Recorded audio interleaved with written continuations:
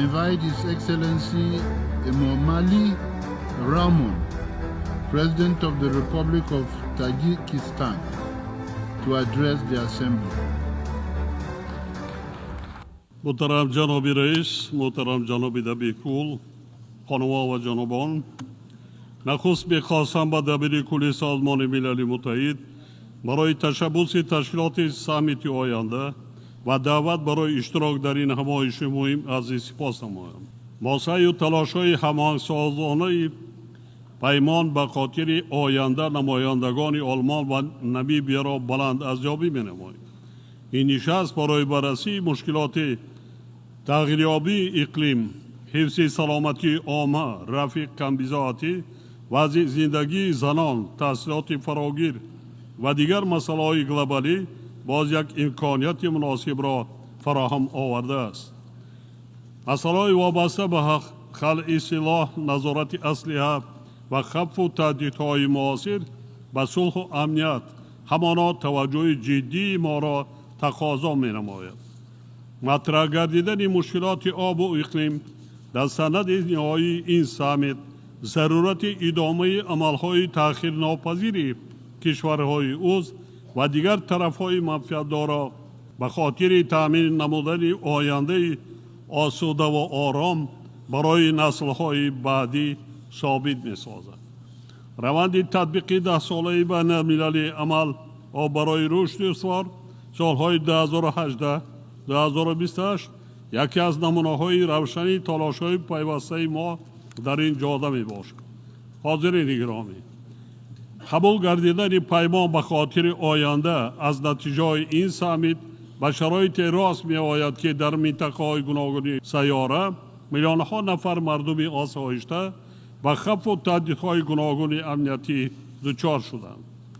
جامعه جهانی می‌تواند تنها توسط مکالمه و همکاری سازنده در پیدا کردن راه‌های رفع خطرهای معاصر کامیاب گردد. تحکیم و توسعه همکاری‌ها، جهت رسیدن به هدف‌های رشد استوار از اقدام‌های مشترک در راه تأمین صلح و ثبات پایدار وابستگی بواسطه دارد. از این لحاظ ما در سطح جهانی اندیشیدن تدبیرهای مشترک را با مقصد پرزور کردن همکاری و همیاری برای تأمین امنیت فراگیر مهم می‌شماریم.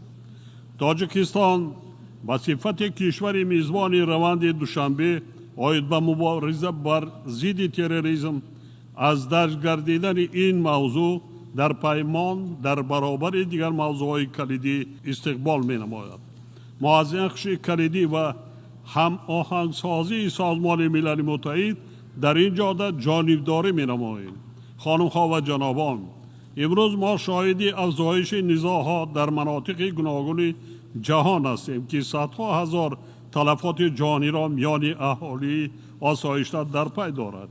موفقیت دولت‌ها را ضرور است که اطراف هدف‌های عمومی با مقصد تأمین صلح پایدار در تمام کره زمین و خاتمه بخشیدن بر رنج و عذاب آدمان بر اثر جنگ‌ها و پیامدهای دهشتبار آنها متحد شویم.